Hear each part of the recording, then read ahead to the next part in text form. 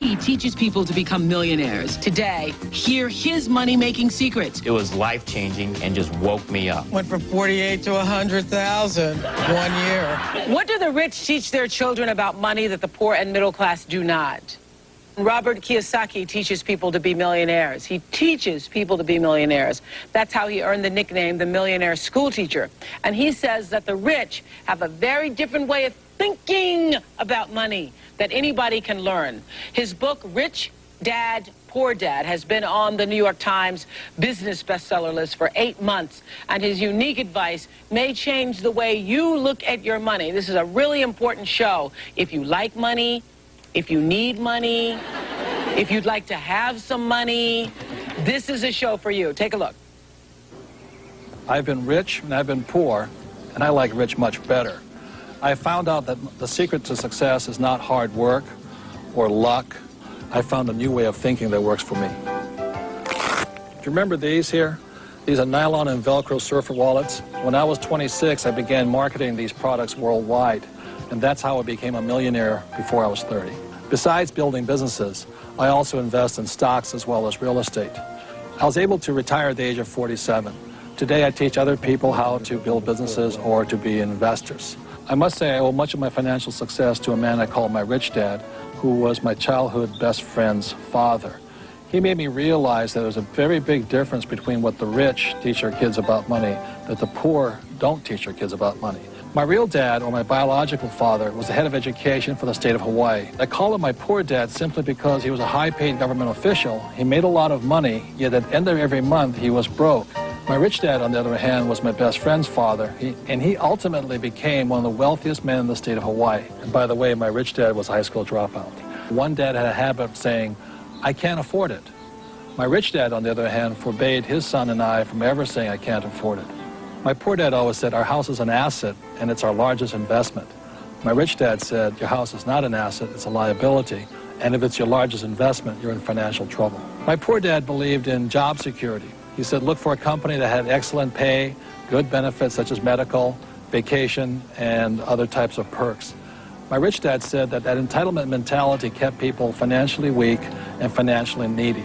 My poor dad always said, find a safe, secure job and work your way up the corporate ladder. My rich dad said, why not just own the ladder? I decided to listen and learn from my rich dad, and the rest is history. Well, let's go through some more of Robert's points about what he says. The rich teach their children that the poor and middle class do not. Main difference, you say, between the rich and poor lies in what we teach our children about That's money. Correct. Really? Very much. And it's a mentality. It's a total way of thinking, right? Exactly. Yes. And it's really easy to change if you're willing to change the way you think. For instance, my poor dad was a very good man. For Japanese, he was 6'4", very smart, academic genius. But he always said to me, you know, go to school, get good grades, get a job, and work hard. Save money. And my rich dad said, well, if you want to be rich, that's not the way you do it. And instead of working for money, my rich dad taught me how to have money work hard for me. And that's why I've only had a job 4 years of my entire life. Other than that, I'm building companies or I'm investing, and that's all I'm doing. Well, the subject of money is taught at home, not in school, you say, because most of us learn about money from our parents, and it's only good if you have a rich dad mentality. My message to people is, you know, why struggle for money when you don't have to? You know, it's that really simple if you have good advice. The problem is money is not taught in school. And so what we do is we oftentimes follow in our parents' footsteps. We may do different jobs, but we oftentimes follow in the same financial patterns. And my rich dad used to say, you know, he says, you can't end poverty by giving somebody money. Giving a poor person money keeps them poor longer. Yeah. And that's what breaks my heart, because I want to help people change the way they think about money. That's all it is. Yeah. And I think one of the most important things is that I noticed between my rich dad and my poor dad was the vocabulary. My poor dad, you know, was a PhD in education, very smart man, but he had the vocabulary of a school teacher. And my rich dad had the vocabulary of a rich man. And so when I say to people, what's the first What do you mean by vocabulary? Well, I know what the word means, but right. What kind of vocabulary? Well, I used to sit around the dinner table and listen to both dads, and one would talk about algebra and geometry and trigonometry. Nothing that ever made me any money. And my rich dad would sit there and he'd talk about return on investment, assets, liabilities, discounted cash flows, etc. And a lot of people, you know, what you just said about your house is a liability, it's not an asset. Most people think it is their biggest investment. Yes, and that's one of the biggest middle-class traps. They say, my banker says my house is an asset. And my rich dad would say, if you can read a financial statement, you'll see, you can read that your house is actually a liability. I'm not saying don't buy a house, and I like big houses, and I like the finer things of life. Just don't call a liability an asset. And what's trapping the middle class is they're buying liabilities they think are assets. I like what you say in the book, but this is interesting too, because I've always been a person who lived beneath my means. Now it's kind of hard to see, it doesn't matter. But I've always been a person who, because I just was reading about how the Chevy Chevette was the worst car, one of the worst cars ever made, and I had one of those little tin cans because that was the thing that I could pay cash for and not have to, you know, pay interest and so forth. So I've always believed in living beneath the means until you could really afford to pay for stuff, mainly because I hate bills. Just hate bills. And you say one of the mistakes that middle class and poor people do is they try to look rich. So those are the first people to go buy the furs, the diamonds, the big TVs, and all the stuff, correct? Right. My rich dad called it looking good and going nowhere. Love that. Yeah. My grandmother used to call it not a pot to piss in, but anyway, that's about it. Kind of the same thing. I'm glad you said that. You heard that too. Okay, they'll edit that somewhere. But anyway, it's the same principle. You have all this stuff. I know when I see people out and they got all the stuff and all the things and but then when they go home, what? They have bills. They have bills. And they worry and their health goes down and, you know, it's not worth it. The thing that I think most people don't realize is that there's only two kinds of money problems, basically. One's not enough money and one's too much money, and they're both problems. And you have to know how to handle too much money, as I'm sure you do right now. Otherwise, if you... Watching it all the time. Had a bad week last week. Yeah. But it's a different problem. Yeah, it's a different kind of problem. Yeah. So when you have no money, you have to have a plan to eventually have plenty of money. And then when you have plenty of money, you got to shift plans. Yes. And so that's why people who win the lottery all of a sudden get all this plenty of money, and they go broke again. And overwhelmed by it. Right, and they go because they've never understood how money worked. Paul Rogers says he changed from a poor dad to a rich dad and now wakes up every day with a new outlook on life. Here's what Paul's story is. Paul Rogers, a divorced father of two, was making $48,000 a year as a firefighter and living paycheck to paycheck. By the time I paid the house payment, the child support, the car payment, food and utilities, with the two kids, it was really tough. Last year, Paul discovered Robert Kiyosaki's financial plan. He stresses three main things. Number one, set up a home-based business. Number two, get control of your taxes. Number three, take that extra income and buy more assets with it. He followed the steps and set up his own home-based business. It was easier than he thought and only cost him $300. With that extra income from his new home business and a pay raise from the firehouse of $300 a month, he started to buy homes that were in foreclosure. You can purchase them under value, go in, carpet, paint them, fix them up, turn and sell them, and even make more money. With the money he made from selling those houses, Paul bought stocks, mutual funds, IRAs, and even set up an educational account for his children. It has changed my outlook on life because this has given me more time freedom with my kids and more financial freedom. And the best thing is my income's gone from about $48,000 to a little over $100,000 in a one-year period. Wow. Wow. I bet you're impressed with yourself. I'm impressed with Rich Dad, Poor Dad in the book. It's just an unbelievable book. You're going to have a great response from all your viewers on this. Really, you sound like an infomercial, but we're not. So it obviously has changed your life, your outlook, and what you will now pass on to your children. Yeah, really, the educational system that I had growing up didn't teach me about debt, credit card debt, liabilities, college loans, you know, getting that fancy car right out of school. But what Britt and Chelsea are learning now is that, hey, you know, make your money work for you, don't work for money.